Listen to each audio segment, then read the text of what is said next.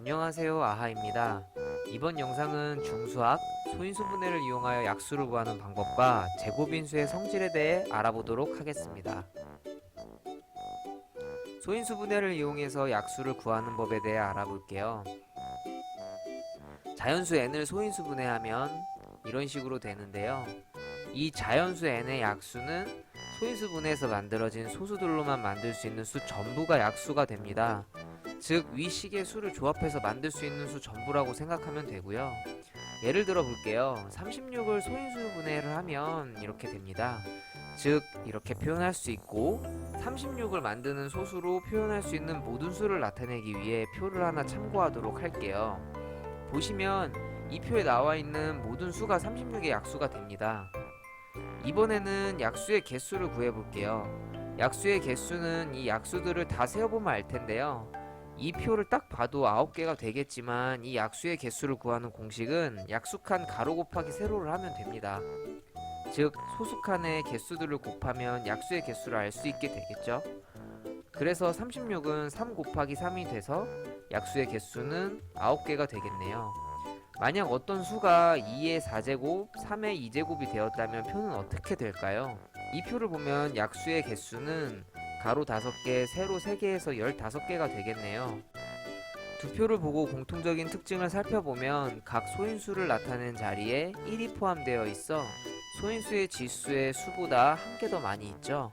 그래서 각 소인수의 지수보다 한 칸이 많아 이 표에는 4 더하기 1, 2 더하기 1의 곱인 15가 약수의 개수가 됩니다. 그러므로 자연수 n의 약수의 개수를 구하는 공식은 약수의 지수를 1 더한 것의 수들의 곱이 되겠네요.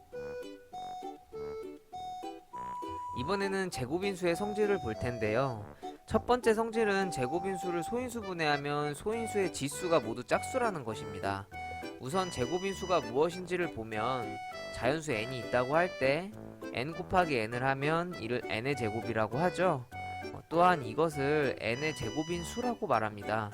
소인수 분해를 해보기 전에 지난 시간에 설명했던 소인수는 어떤 수를 소인수 분해하면 나오는 소수이고 소인수의 지수는 이 거듭제곱 위에 조그마한 숫자가 지수이므로 소인수 분해에서 나온 소수의 위에 표시되어 있는 수를 말합니다.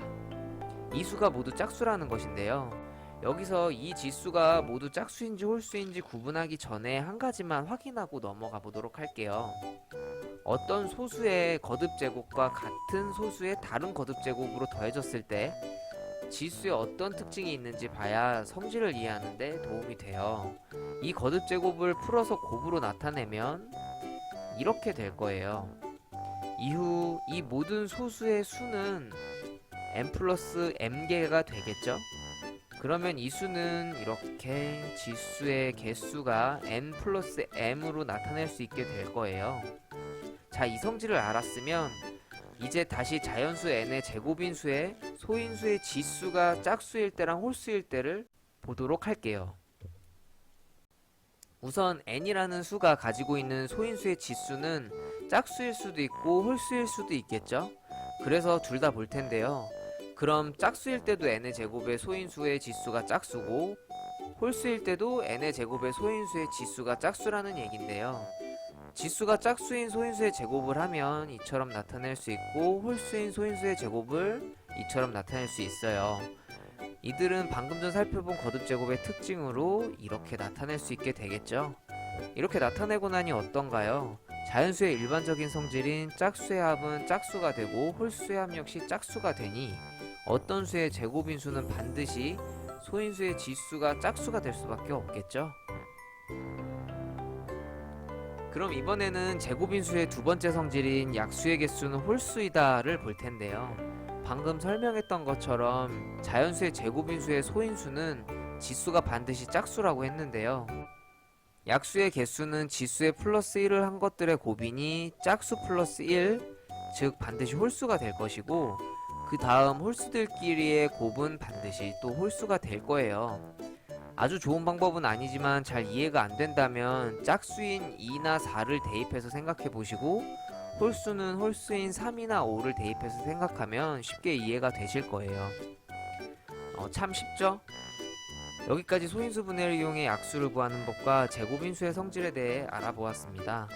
혹시라도 이해가 안 되는 부분이 있으면 반복해서 들어보세요. 이론을 잘 모르는 상태에서 문제를 푸는 건 도움이 안 된다고 생각합니다. 이론을 반복해서 듣고 모두 다 이해가 되면 그때 문제를 풀며 내가 이해하는 것을 검증하는 과정이라고 생각합니다. 시청해주셔서 감사합니다.